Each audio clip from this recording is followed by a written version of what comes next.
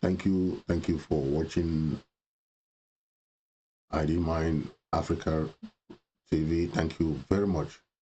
I want to respond to Dr. Simon Munzu's comment on genocide in southern Cameroon, Ambazonia. We have got a lot of information about his stance on federation. Yes, we respect everybody's opinion. We respect everybody's stand on the crisis. Okay, that when we have someone trying to who is a southern Cameroonian, but trying to deny the fact that genocide has occurred and is still occurring in southern Cameroon, we have problem with that. We have problem with that, and we have to respond. We have to talk and speak up when somebody like this, an intellectual, a person from southern Cameroon, but is in denial of facts. Okay, I want us to take a listen to his first audio, and then we'll come to that.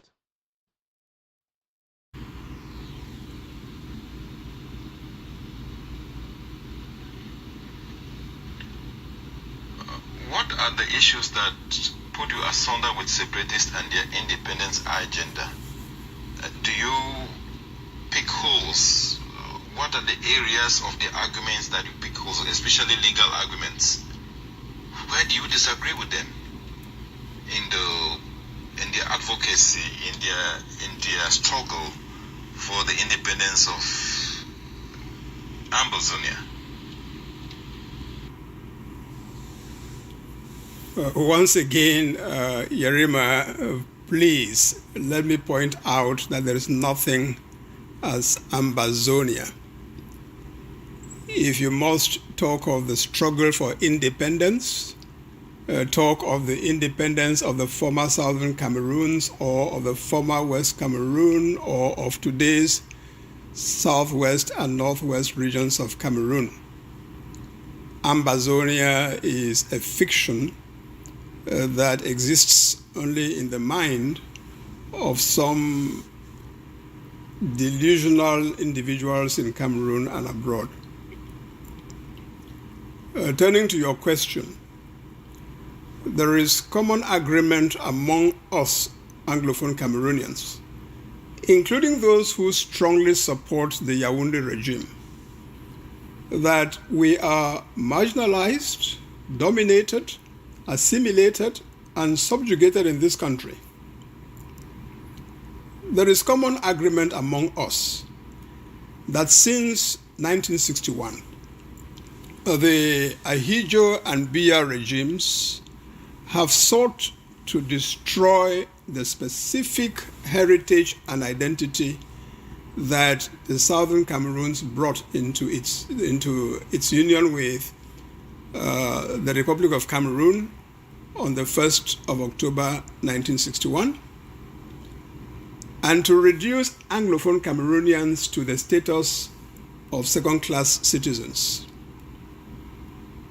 There is common agreement among us that we have to take action to address this situation, put an end to our domination, marginalization, assimilation, subjugation, and second-class status, and revive and safeguard our distinct identity and heritage as the English-speaking former Southern Cameroons.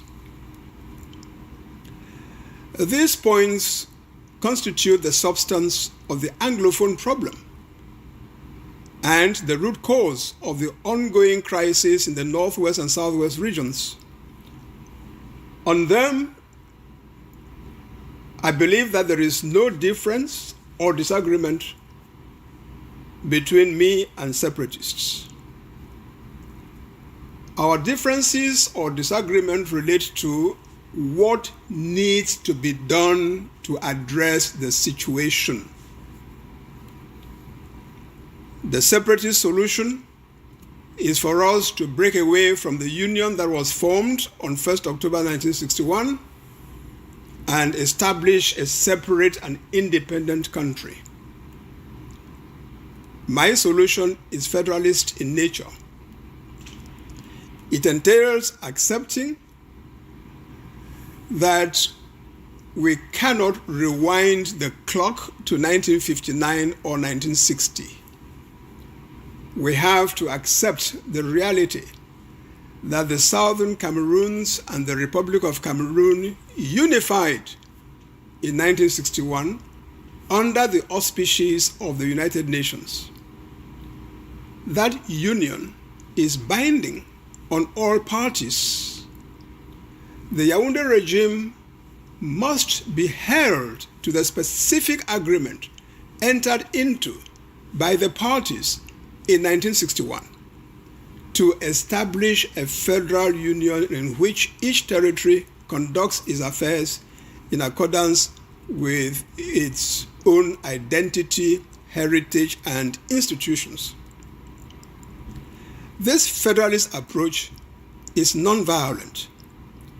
It's predicated on the force of argument rather than the argument of force. By contrast, separatists deny that unification of our two territories took place in 1961. They deny that the United Nations completed the process of decolonizing the Southern Cameroons in 1961. They deny that key international legal instruments such as the United Nations General Assembly Resolution 1608 of 21st April 1961 were properly applied. They have chosen the path of confrontation not only with the Yaoundé regime, but also with the United Nations, the African Union, the European Union, the Commonwealth, and the International Organization of the Francophonie. Separatists deliberately distort historical facts and misstate the content and significance of international legal instruments, including the United Nations Charter, resolutions of the United Nations General Assembly, and communications of the African Court of Human and People's Rights, or its predecessor, the Commission. They prefer the argument of force over the force of argument and use violence not only against those whom they claim to be the enemy, but also and even more against their own civilian population. Separatists have set the legitimate cause of Anglophone Cameroonians back considerably, not only in the psyche of our people themselves, but in the eyes of the international community. We are now faced with the challenge of redressing the damage that they have done and are continuing to do.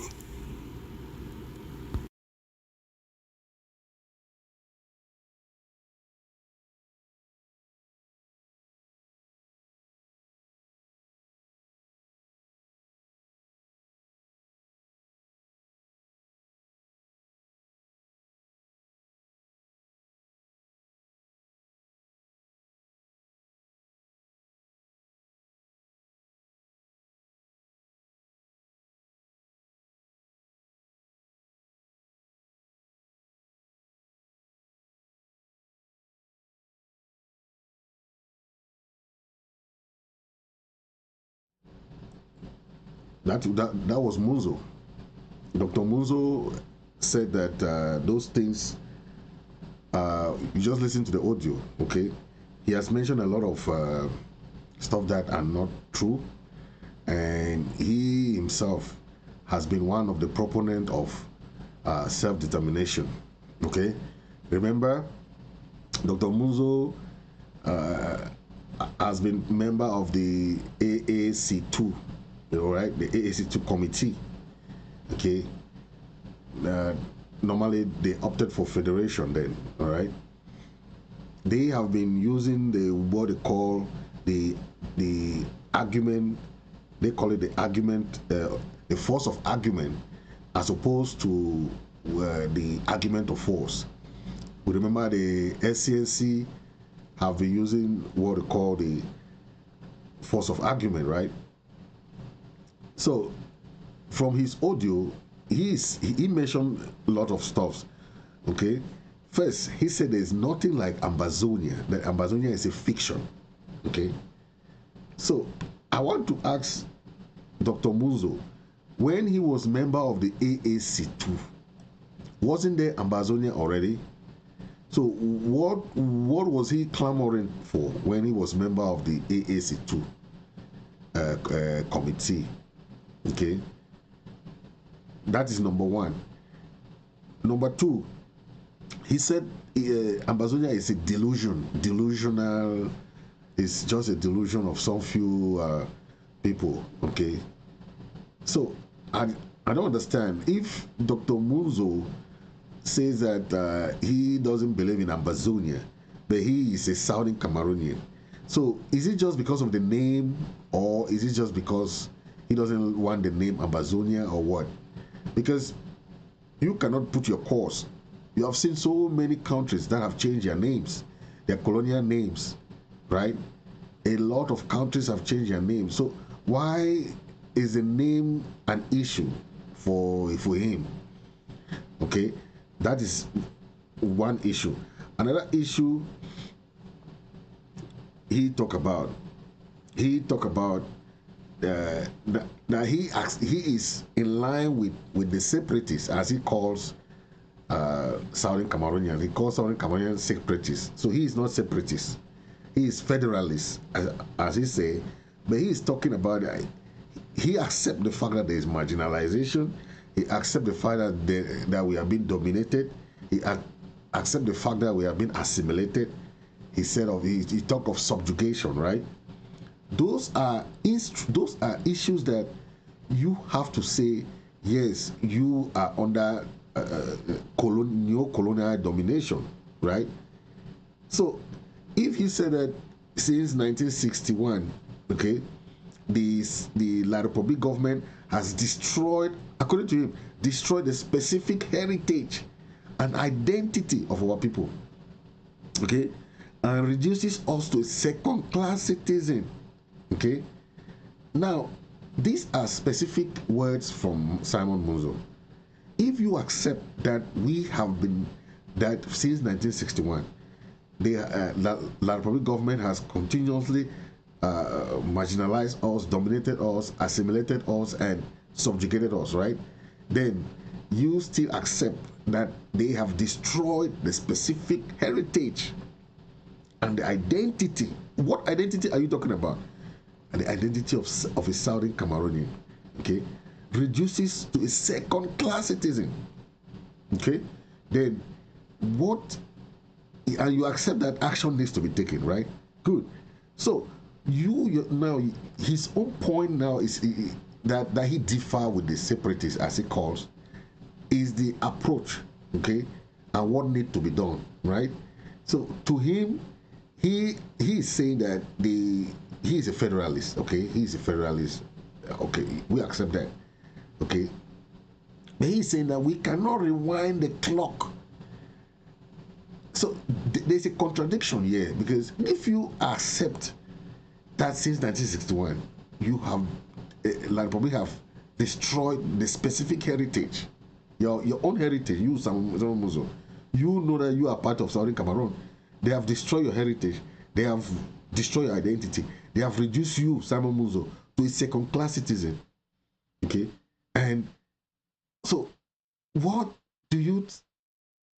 action do you have to take for this to be undone, right? He mentioned that we cannot turn back the clock of time. So why are you a federalist? If you better not be anything than to pretend to stand for your people when you are still against what they are trying to do. Okay? For the past 60 years, you and the members of the AAC, okay, the AAC, you have been going through the force of argument. It's a peaceful something, right? Yeah, it's a peaceful. But for the past 60 years, the peaceful means have not been working. So when our people took peace plan in 2016, who declared war? Did our people declare war on the BR regime, or the BR regime declared war on our people? Right? So let's be factual here, because what he is saying is that he is for non-violence. Nobody is for violence. Self-defense is a right. BR declared war in 2017 against our people, right? So who is saying that he is in favor of, look at the various forms of settlement of the conflict. Okay, we have to face those facts, right? We have to face those facts. Okay, Dr. Munzu has been, a member of this Anglophone community that he understands. Okay, that the Southern Cameroon needs to change the approach. If you are having the same approach, okay, but it's not working, then they come and declare war on you. What will you, Dr. Munzu, do? Will you fold your arms while they are killing your people? This is what Dr. Samuel Munzu said in 2020. He said they condemn and call for persecution of perpetrators. And after that goes, he's talking to the United Nations and the international community. They condemn and call for persecution or prosecution of perpetrators. And after that, they go silent, satisfied of having cleared their conscience. Isn't it time that these national and international actors went beyond mere condemnation of the perpetrators and demand for justice and expression of compassion for the victims? What victims? The victims of genocide and killings. Aren't they in the best position in the world to work in consultation manner to pressure the protagonists in the senseless war raging the northwest and southwest region of Cameroon to end the fighting and its trial of death, destruction, and suffering, and to return to afflicted regions to normalcy? What is making such consultation action so difficult? This was Dr. Samuel Munzu saying this. Okay, he was saying in relation to the genocide going on. Okay, but today he is a genocide denier. Okay. Let me play this other audio and you listen to him.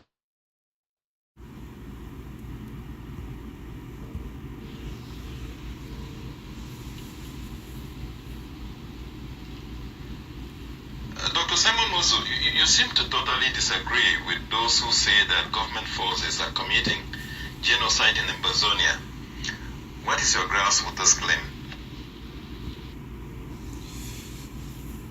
What you mean is those who say that government forces are committing genocide in the former southern Cameroons or in the northwest and southwest regions of Cameroon. There is no place called Ambazonia. Yerima, let's be clear. The crime of genocide is not defined by public opinion. It is not defined, it is defined by international criminal law. When you are a lawyer, as I am, you don't accept that genocide exists just because lay popular opinion claims that it exists. You accept the existence of genocide when the situation presents all the ingredients of the crime of genocide as defined by international criminal law. The general public tends to consider any killing of many people as genocide. However, your readers should know that genocide is a peculiar international crime that is defined in very specific terms by a particular international legal instrument commonly called the Genocide Convention. Under this convention, the crime of genocide requires not only that certain physical acts are committed against the victims, but also that they are committed with a specific intent. The specific intent must be to destroy a targeted group partly or totally. In the case of the Anglophones in Cameroon, for there to be genocide, it has to be proved that any acts that are alleged to have been committed were inflicted upon any number of Anglophones with the specific intent of partially or totally destroying Anglophone Cameroonians as a group. This is a legal requirement. Yes, I want to come in here because he's talking about there has been no genocide in Southern Cameroon, and he's talking of intent, okay? And he was the one that said in his other audio, he talked about that since 1961, the La République government has intentionally destroyed the specific heritage, identity of our people and made us to be second-class citizens. Okay? I want this to be clear because he is trying to divert attention. Genocide is, as he said, is that aspect of trying to wipe out a people, their identity, their, when you do scorched-earth policy, scorched-earth policy means that destroying a people's, how many villages have been burned down? How many people have been burned alive? How many? I want you people to take a look at this report, okay, and question Mr. Munzu if he is a Southern Cameroonian. Let him watch this report by the United Nations. How our people have been burnt, our people have been massacred, our people have been genocided, okay, killed, just the intent to punish us, to make us remain under colonization. This is what I'm talking about. I want us to watch this report, then I'll come back. The English-speaking part of Cameroon is in deep trouble because there's a great deal of discrimination against those people by the majority who are French-speaking. They're getting very little of the wealth or very little of the business investment and that sort of thing, so they are very angry. Secondly, when they voted under the United Nations to join the French-speaking Cameroon, they came in as a federal independent state, and they had their own legislator and their own chief of state, and they only shared the currency and the foreign policy and the defense. In 1972, the federal government had a referendum to unite, and of course this was illegal because this minority never wanted to be united totally with the rest of Cameroon, so they were just smothered and taken into Cameroon. They're very angry about it. The security and humanitarian conditions in Cameroon's northwest and southwest regions have significantly deteriorated since the last UNOCA briefing to the Security Council in June. Violence continues to escalate, obstructing vital humanitarian aid delivery to over 430,000 IDPs and blocking health and education services to rural children. Mr. President, October was the most violent month on record in Cameroon in recent years, and judging from anecdotal reports, We fear that November will surpass October as the bloodiest month on record. We don't want to see that horrible trend continue again this month in December. The violence must stop now. Violence between government and Anglophone separatists has resulted in killings and abductions of civilians, including a U.S. missionary who was killed on October 30th. Faced with mounting insecurity, tens of thousands of Cameroonians have fled to neighboring Nigeria, as we've heard, while hundreds of thousands have been internally displaced and need humanitarian assistance. The stakes in Cameroon are too high for this crisis to continue unaddressed. Cameroon remains an essential security partner in the fight against Boko Haram and the Islamic State in West Africa, including as a member of the multinational Joint Task Force. The continuing crisis threatens to detract from our mutual security objectives in the Lake Chad Basin.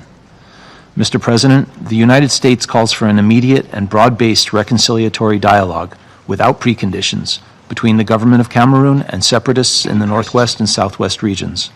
We urge all sides to forswear violence, to restore peace, and to resolve their grievances through political dialogue. The government has done little to address concerns over its own lack of respect for humanitarian principles of neutrality and impartiality, and the guarantees of unhindered access to conflict-affected populations.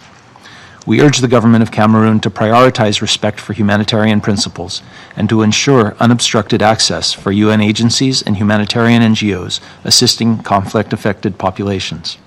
The Trump administration is committed to protecting and promoting the God-given dignity and freedom of every human being. Every individual has rights that are inherent and inviolable. They are given by God and not by government. Because of that, no government must take them away. For decades, the United States has led global efforts to promote human rights, often through multilateral institutions.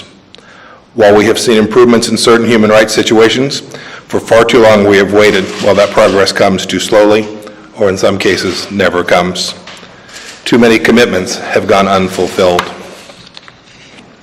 President Trump wants to move the ball forward. From day one, he has called out institutions or countries who say one thing and do another. And that's precisely the problem at the Human Rights Council. As President Trump said at the UN General Assembly, it is a massive source of embarrassment to the United Nations that some governments with egregious human rights records sit on the Human Rights Council. We have no doubt that there was once a noble vision for this council. But today we need to be honest. The Human Rights Council is a poor defender of human rights. Worse than that, the Human Rights Council has become an exercise in shameless hypocrisy, with many of the world's worst human rights abuses going ignored, and some of the world's most serious offenders sitting on the council itself. The only thing worse than a council that does almost nothing to protect human rights is a council that covers for human rights abuses and is therefore an obstacle to progress and an impediment to change. The Human Rights Council enables abuses by absolving wrongdoers through silence and falsely condemning those who have committed no offense. A mere look around the world today demonstrates that the Council has failed in its stated objectives. Its membership includes authoritarian governments with unambiguous and abhorrent human rights records, such as the United States has no opposition in principle to multilateral bodies working to protect human rights. We desire to work with our allies and partners on this critical objective that reflects America's commitment to freedom. But when organizations undermine our national interests and our allies, we will not be complicit. When they seek to infringe on our national sovereignty, we will not be silent. The United States, which leads the world in humanitarian assistance, and whose service members have sacrificed life and limb to free millions from oppression and tyranny, will not take lectures from hypocritical bodies and institutions as America selflessly give their blood and treasure to help the defenseless. Ambassador Haley has spent more than a year trying to reform the Human Rights Council. For too long, the Human Rights Council has been a protector of human rights abusers and a cesspool of political bias. Regrettably, it is now clear that our call for reform was not heeded. Human rights abusers continue to serve on and be elected to the Council. The world's most inhumane regimes continue to escape scrutiny. The last thing we need, given the challenges in the region, is for a disproportionate response by security forces to result in the growing radicalization and hardening of separatist groups. We urge the government of Cameroon to prioritize respect for humanitarian principles and to ensure unobstructed access for UN agencies and humanitarian NGOs assisting conflict-affected populations.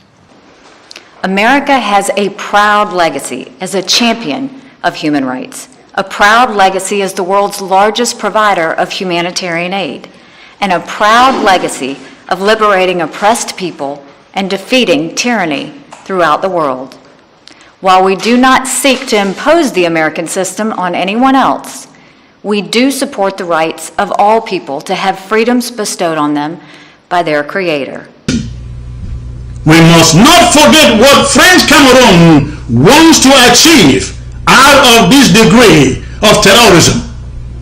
They believe that by slaughtering our people and roasting them like logs of wood in our faces, that fear will engulf us all, that we will get demoralized, that we will be weakened, discouraged, disillusioned, and then finally surrender. That is the agenda they want to achieve. We cannot give it to them. We must deny them over our dead bodies. We must let them know that fear and surrender isn't anymore in our vocabulary as far as the prosecution of this war is concerned. The people massacred and roasted in Bali must not be allowed to sleep for a moment in their tombs thinking that we surrender, that we let them to be sacrificed in vain. These killings, if anything, must only resurrect in us anger and determination to withstand and to confront the Republic of Cameroon for as long as they refuse to pack their tools and leave our country, our territory, our Ambazonia. Nothing short of this. We must stand. For God is on our side. Thanks for watching. Long live Ambazonia. Short live the struggle. God bless you. So that is a very important report. You've heard from the United Nations, diplomats. You've heard how they are calling on the Biya regime to investigate crimes committed against the people of Southern Cameroon and Ambazonia. This is what we are talking about. You cannot have crimes in your face and you're denying crimes that have been committed against your own people, right? And you're talking about international law. He mentioned peculiar international crime. What is peculiar when you see genocide? This is called genocide. This is mass killing. And you said if the mass killing is not intended, right? You talk about intended to a targeted group. But you have been the one who accepted first in your first audio that the Republic people have intentionally destroyed our heritage, trying to destroy our identity, trying to put us as a second-class citizen. How do you treat second-class person? How do you treat second-class person if you don't want to look at what, and this is what is ongoing. That is what angers most of us. They are still killing our people. They are still burning our houses. And Munzu spent his time arguing for them. You know, that is what is really baffling, because you can have a genuine intellectual arguing on behalf of people who are still killing our people. And there is an ongoing crisis. Instead of you trying to stop them from killing, trying to tell them that this killing is wrong, because killing one, killing two, how many do you want them to kill before you say it's genocide? How many of our people have died in this fight? What kind of classification do you want to classify your people who have been killed? One is not enough for you to stand up for your people? How many do you want your own people to be killed for you to say enough is enough?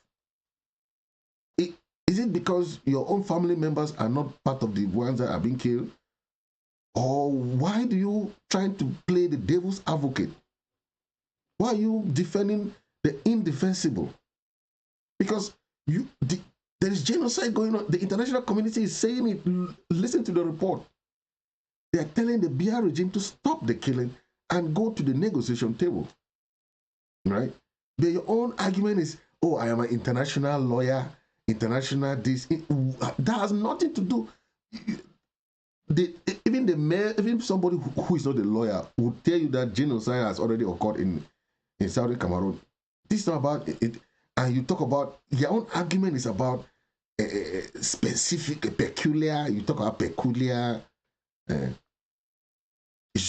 targeted people.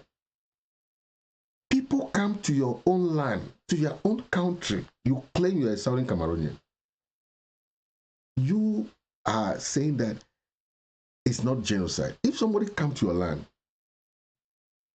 you talk of, yes, you accept marginalization, you accept domination, you accept assimilation, you accept subjugation. All these are what? These are part of what the colonial masters use to subdue the colonial people. They did not come with a peace plan. The colonial masters came with guns. That is what Arabo is doing, right? So, if somebody comes to your land, burn your houses, kill your people, do whatever they can do to your people, are they arguing for them? Instead of helping your people, okay, the few people that, okay, let's say they have killed 10,000 people. What are you doing to help those families? To pay justice to those families that have been killed. If you spend your time arguing about genocide, but you have not done anything to the families that are bereaved, to those people who are suffering, what are you doing? You spend your time saying you are not separatists, you are not this, but you are a Southern Cameroonian. So, okay, whether you are not Ambazonian, that has nothing to do. It's what is going on in the country that is important. You don't want to support it, good and fine, but they are killing your people. This is a crime against a targeted people. You say that for a crime, for a mass killing to be termed genocide, it must be on a targeted people. Are the La Republic people killing their own people? They are killing our people. This is a targeted killing. They are killing Ambazonia. They are killing Southern Cameroonian. So if that is not genocide, I don't know where you're trying to put your term. You're trying to classify whether it's genocide or not. Okay, fight for the justice of those people who have been killed. So because it's not genocide, so you can only help investigate crimes that are genocide, or the ones that are not genocide, or the ones that you think is according to International Genocide Convention, it's not classified as genocide. But okay, mass killing, mass graves that we have seen, mass murder, whatever you call it. If you don't want to call it genocide, what do you call mass murder of Ambazonia? This is specific of Ambazonia. It has nothing to do with Francophones or La Republic people. This is on you, because you want to dodge that aspect of, oh, it's not specific. Okay, it's not specific killing of a particular people or a particular group or targeted group. What are you talking about? They are killing your people. You say it's not targeted. When Biya declared war in 2017, wasn't it against your people? What was supposed to be your role? Being federalist. You said you are talking of a force of argument.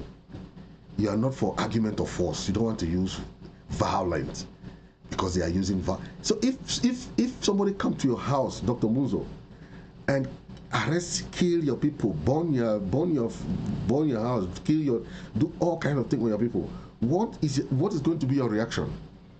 Are you going to sit quiet and watch? No. Tell us, because your argument is just flimsy excuses. It's very flimsy. You are claiming to be a federalist, but you don't want to use force. For the last 60 years that you guys have been talking about this here force of argument, nothing has been done. Your AAC 1, AAC 2, AAC, you trying to, then you went to the national dialogue. What has come out from there? You have to understand that this is a new generation. This generation is not the same like that your generation. Yes, this is a new generation, and we have realized that you people were talking about your going to meetings, no action. And now, when they declare war on your own people, you said they should not fight back. You say they are using violence. When you listen to this report, the United Nations is telling those people, is telling the Republic government to make sure that they investigate those crimes committed by their own soldiers. Our people use peace plant. Our people never started a war.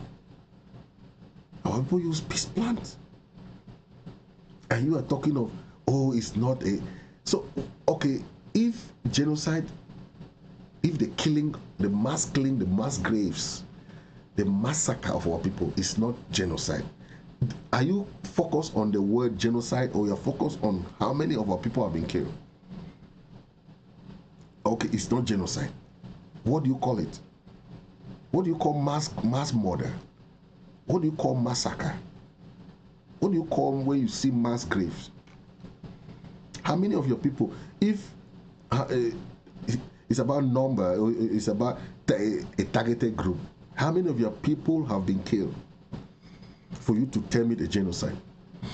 Or for you to be questioning the public to go and investigate those people who committed those crimes against your people? Why are you focused on things that are not relevant? At this juncture, you as a person that has been in this struggle, fighting for federation, instead of trying to make sure that the federation that you are fighting is going to be a reality, because you know the La Republic government don't keep to their promises, and you know that the federation that you are fighting will not come to pass because they don't even want the federation. Instead of you fighting for the federation, you are fighting against your own people who are trying to fight the same fight that you accept that, yes, you have commonalities, right? You have common issues when it comes to solving the accepting that there is marginalization. You accept that there is domination, right? You accept that there is assimilation. What is assimilation? What is domination? What is subjugation? These are normal words, terms, and that you just mentioned, right? But on the contrary, then you are still refusing that. No, they are not trying to target the particular people. Are you not contradicting yourself? Sometimes you guys have to know that when you say something, you think that people don't understand, or people cannot take those words and use against you guys. You said, yes, there is marginalization, there is all these things. Then you said, no, there is no, the killing was not on a targeted people. They are in your land, they are killing your people, you say it's not targeted. What other target do you want? How many of your people have been killed that you say it's not targeted on your people? Before you call it genocide, you want it to be targeted how? So what kind of target do you want? When they are there in your land, they are born your land. How many villages have been burned down? I don't know whether you are from Guti or you are from where, but your own village is still under subjugation. And you guys are there in Yaoundé eating fat, and you just spew out any kind of rhetorics. So you think that you can just be saying things. That is not what your job should be at this time. Your job should be holding La Republic accountable for the deaths of your people. It's whether the death be mass grave, mass killing, mass murder, massacre, or whatever you want to call it, if it's not genocide. You have to hold them. Look at the international community is holding the Republic responsible. You are not holding it responsible. You are not holding it. I understand you said we should not rewind the clock of time. How do you fight for your federation if you don't fight for this aspect that you know that these people want to destroy the specific heritage? When they go and burn the museums, something that they go and enter the Fawn's palace, the chief's palace, they burn things. Is that not destroying the heritage? Is that not destroying your identity? When they do all this, is this not targeted to Southern Cameroonians? What kind of target do you want again? What kind of other thing do you want? I don't care if you call Ambazonia, the name is Ambazonia, you don't like the name Ambazonia. Good and fine, that has nothing to do. The countries change their names. Many countries change their names because of colonial past and so on and so forth. But that does not deny the fact that this thing is happening in what you call the Southern Cameroon, former Southern Cameroon, right?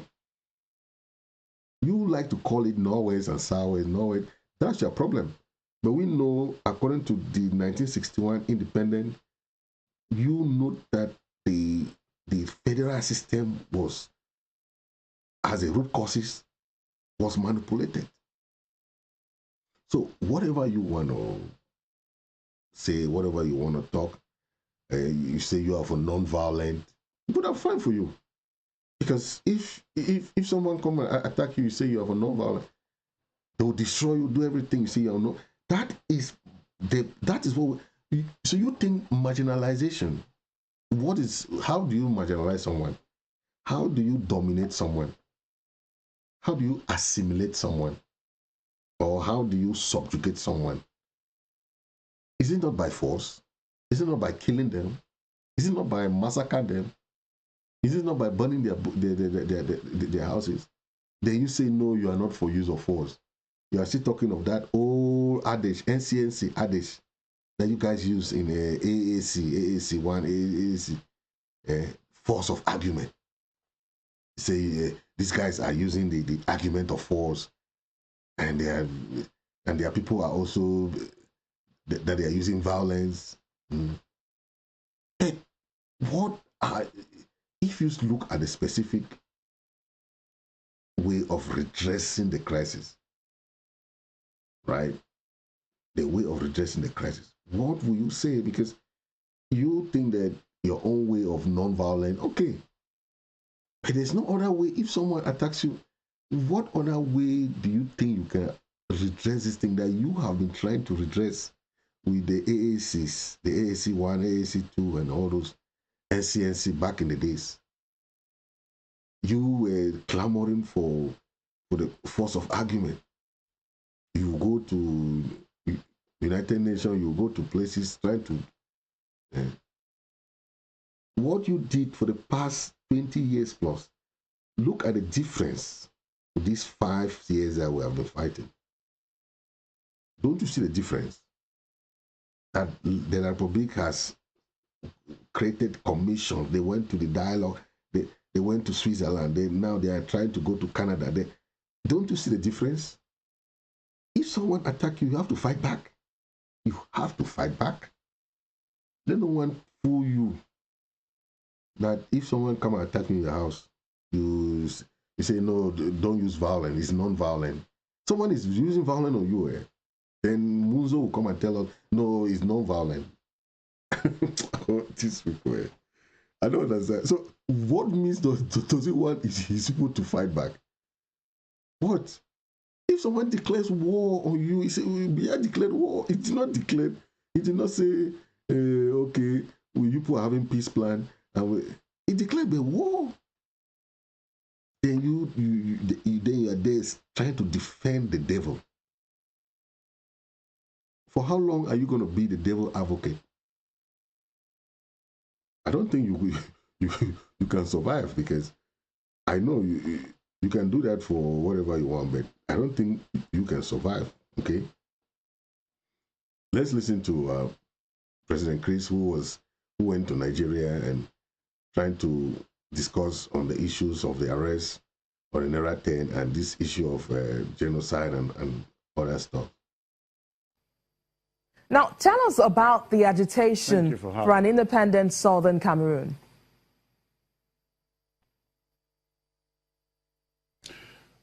Well, thanks again for having me. I heard you use the word secession or secessionist. It is very important that we understand that the Southern Cameroonians are not secessionists. Southern Cameroonians are not separatists.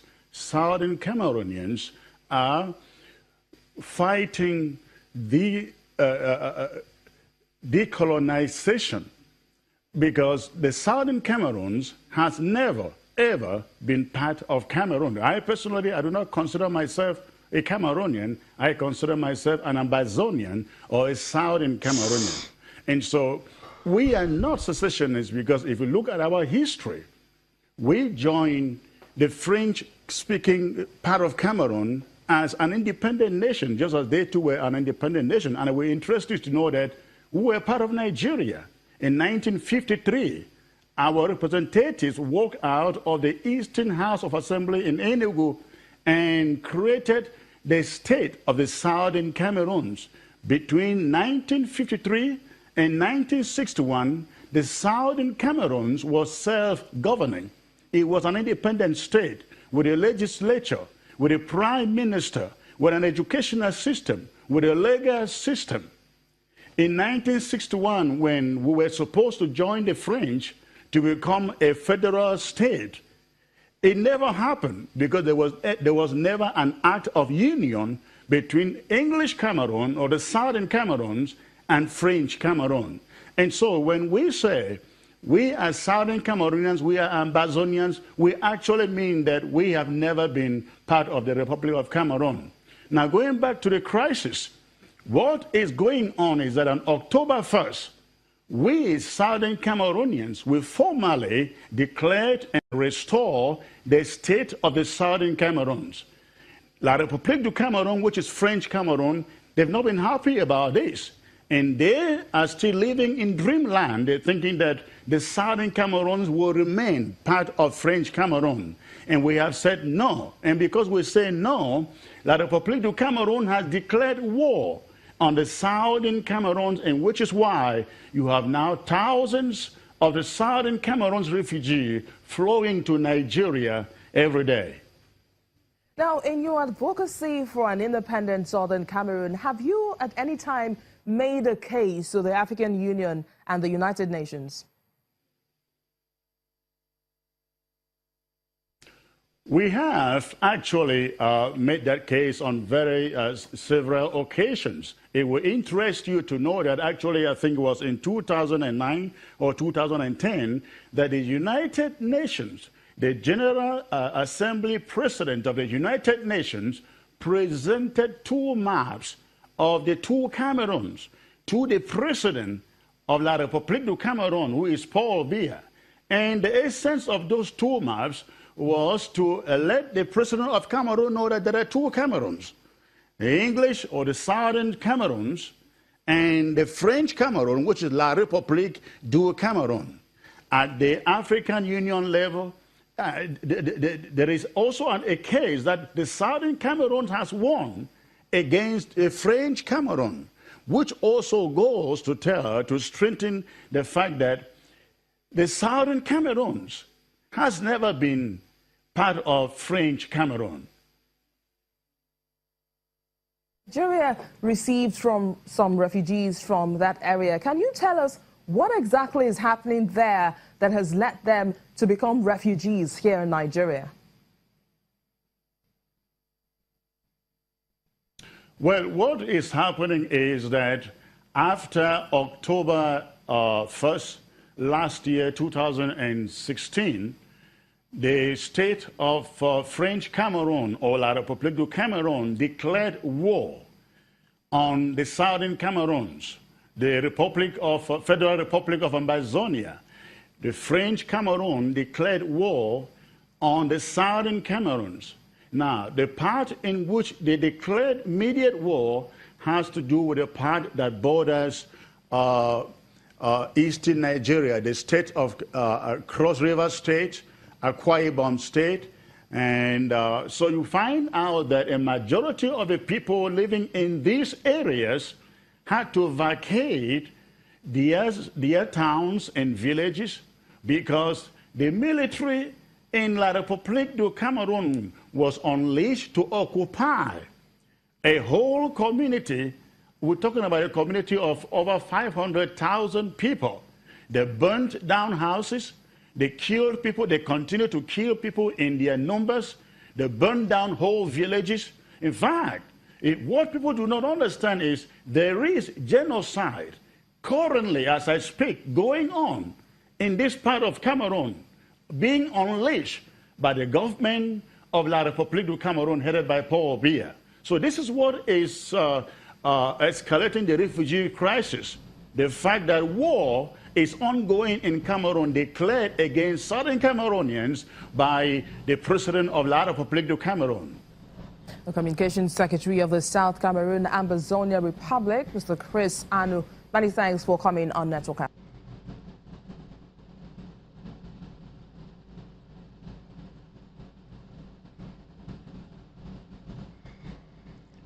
Thank you.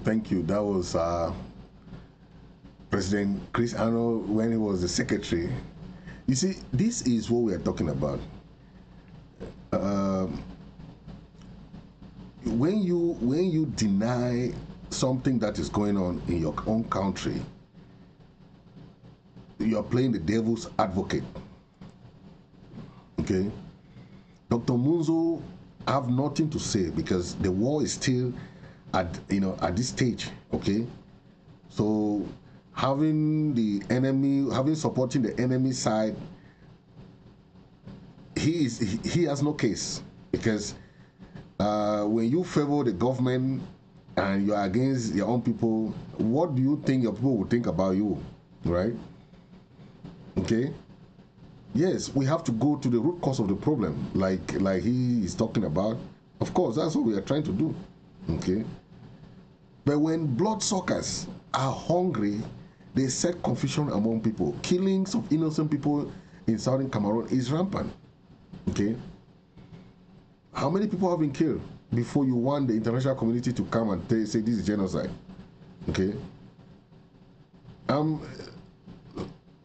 Sometimes people like Munzu has to start gaining a consciousness about his own argument, because more of the time he spent time on issues that are really not really relevant. And you know that this war is about fighting against your own people. It's a genocide. Okay? It's a genocide. Okay? But no amount of killings can ever stop the collective and the collective will and the determination of the people of southern Cameroon. Okay?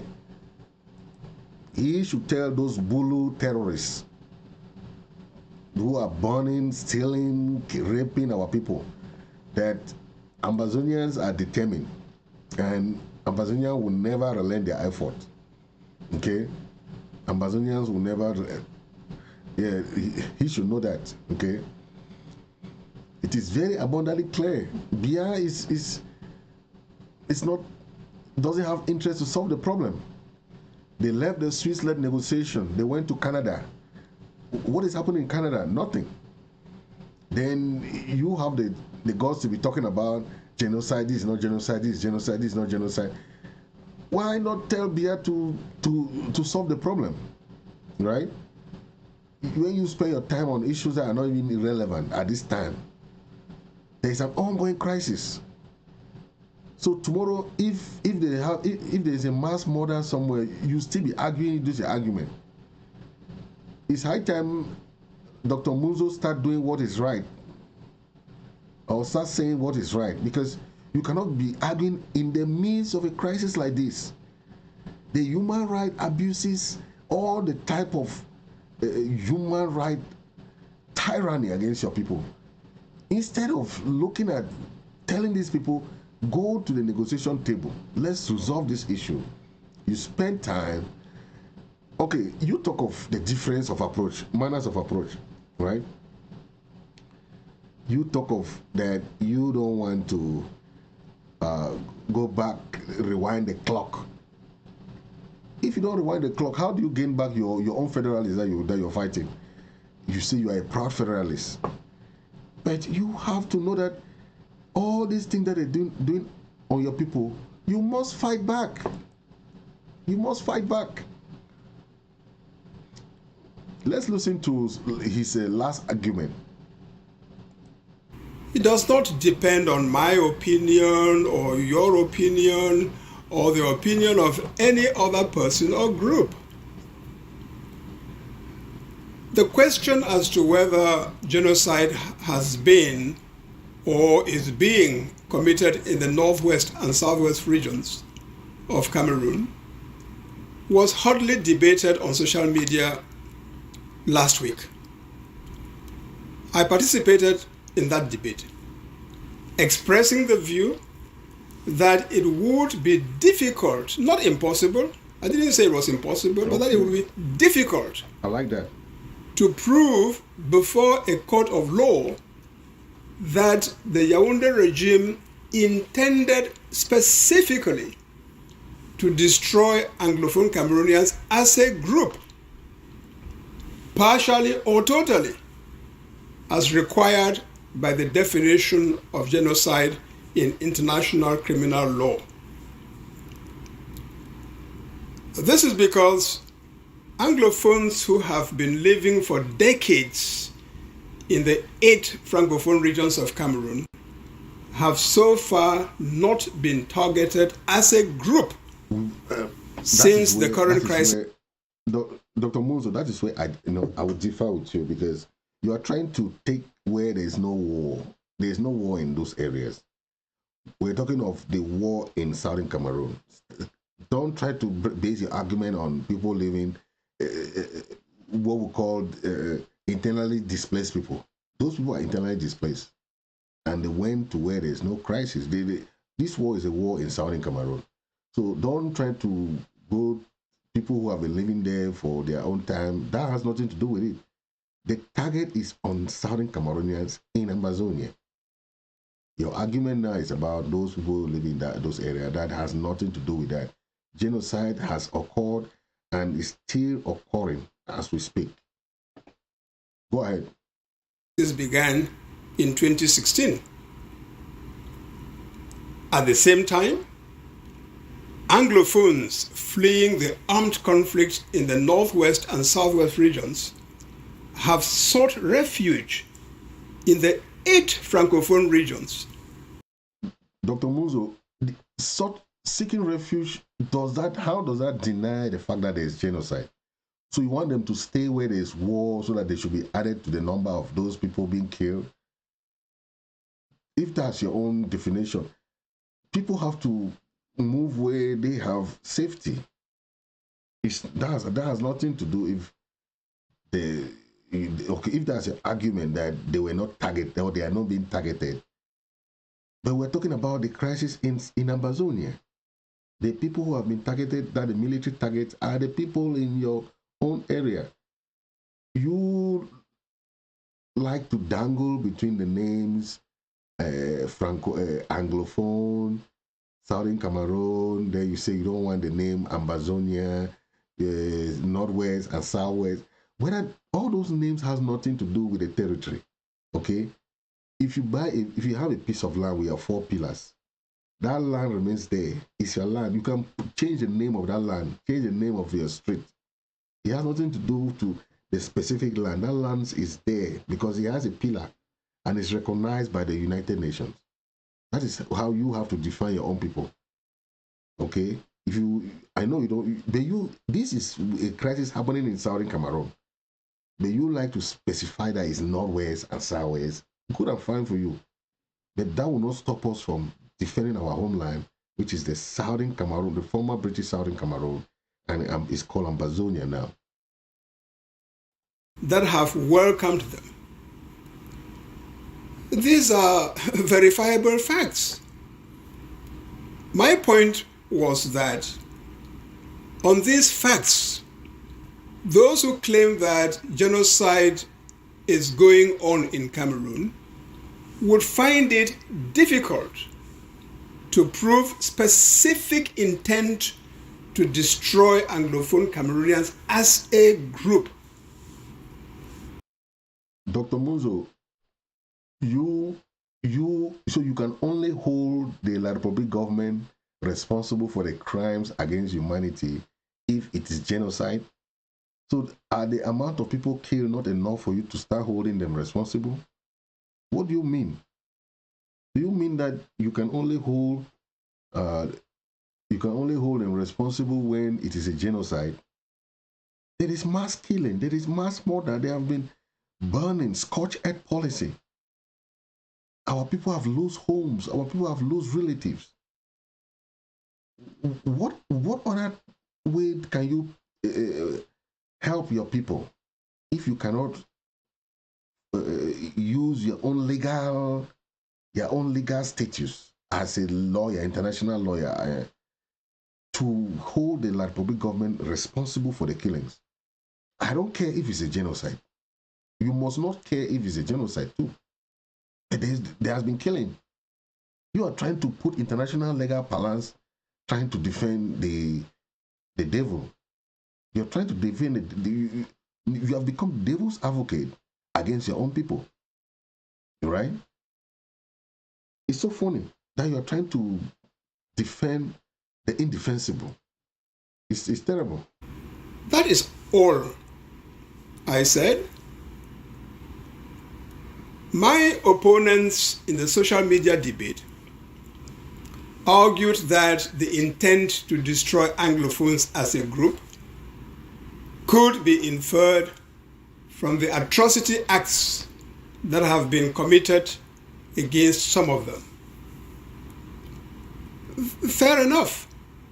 This meant that, as commonly happens on questions of law among lawyers, two opposing viewpoints exist on this legal issue.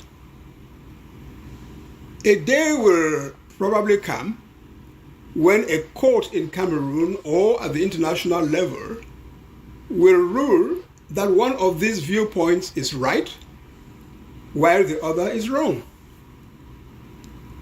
While we are still waiting for that day, my opponents, including a lawyer who practices before the International Criminal Court and might therefore be expected to understand the crucial legal point that I was making, were quick to accuse me of being a genocide denier and an apologist for genocide, which they claim is taking place in the southwest and northwest regions.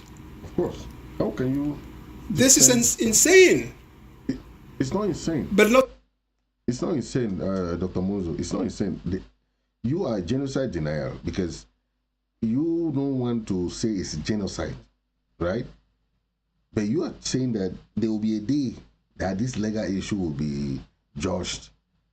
You're arguing something that has not been judged yet, but you are claiming that it's not genocide.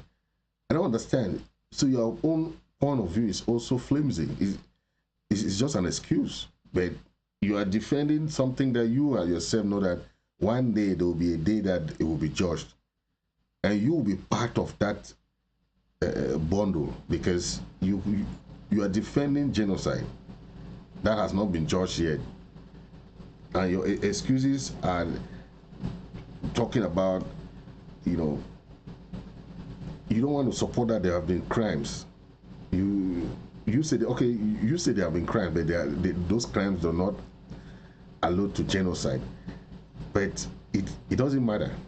Be it genocide, mass murder, mass killings, mass whatever. Okay? It is left for the international community to term it as a genocide, but the perpetrators must be held to account. The Cameroon government must be held to account. That is the point. But you are not trying to make that point. You're trying to play the devil's advocate. Okay? Surprising. The separatists do that all the time. Whenever they are unable to come up with a factual or legal argument to counter any of my contentions, they resort to personal attack. Contention. It's shameful and regrettable. It's really shameful and regrettable, Dr. Munzu, that you, instead of trying to look for ways to support your people, you pretentiously support the genocide, the genocidal regime, crimes committed against your own people. You are instead calling them pretentious. Of course, it's regrettable, as we just said, for you playing that role against your own people. When I take the government to task for the atrocities being committed in the southwest and northwest regions by its forces, the Yaoundé regime labels me as an apologist of secession, thus lumping me with separatists. When I challenge separatists to prove the existence of a major ingredient required by international criminal law to establish the crime of genocide, they label me as an apologist for genocide and lump me with the Yaoundé regime. That is how intolerant the Yaoundé regime and separatists have become. Since November 2017, mass atrocities have been committed against civilians by both sides to the armed conflict that is going on in the southwest and northwest regions of Cameroon. People have been arbitrarily executed or otherwise deprived of their lives. Villages, homes, hospitals, schools, churches, administrative buildings, and other non-military or civilian infrastructure and facilities have been burnt down, destroyed, vandalized, or looted. Women and girls have been raped. People's livelihoods have been destroyed and their economic activities have been interrupted. Children have been deprived of school and education. The list goes on. None of us can deny that these atrocities have been committed and continue to be committed by both sides against civilians in the former southern Cameroons. That is what I am always not in accordance with you, Dr. Munzu. You spend your time looking at the crimes committed at both sides. When people come to your land, to your own country you claim, they will commit crimes, and you, instead of looking at those crimes that have been committed by these occupiers, you spend time trying to say, oh, crimes committed on both sides, on both. Have you first questioned the regime of the crimes committed on your own people? Can you even prove that there are crimes that have been committed by our own people? Because that's where you spend your time focusing on. When people have been attacked, when people's homes have been ransacked, burned down, when people have been displaced, what do you expect from them? They have no homes. People are suffering. You spend time, instead of looking at those things that can help your people, you instead spend time on saying that it's crimes on both sides, right? It is just unbelievable, because instead of you looking at those disproportionate way of those human rights in that inhumane activities that have been committed on your people, you spend time looking at the other side. Say separatists are using violence or what you're trying to do. Look at the poor human rights records in the La Republique that the La Republique government is committing on your own people. It is very, very specific intent. Okay, the United Nations, the observers have mentioned that The killing is intent on the people of Southern Cameroon. That is what we expect from you, Dr. Munzu. We expect much better from you. When you want to bring your argument, try and make it factual too, because you are not being honest. You know that they are still killing, they are still massacring your people, they are still torturing your people. There is a neo-colonial regime marginalizing your people, trying to assimilate your people. Instead of helping them to come out from this, you said you are not for violence, you are not for this. So how do you move your people from somebody being attacked? If a lion, l'homme lion, as they call Bia, if a lion has attacked your people, how do you, what other means do you use to defend your people from that lion? Is it to say you are not going to use violence when the person is coming with violence? I don't think so. So you have to start rethinking your arguments, Dr. Munzu, because the way you bring your argument is always not the right approach. Okay? Yeah. So thank you very much, and we're gonna bring more of those issues that we. Merry Christmas and Happy New Year to all. God bless everybody and stay blessed as we keep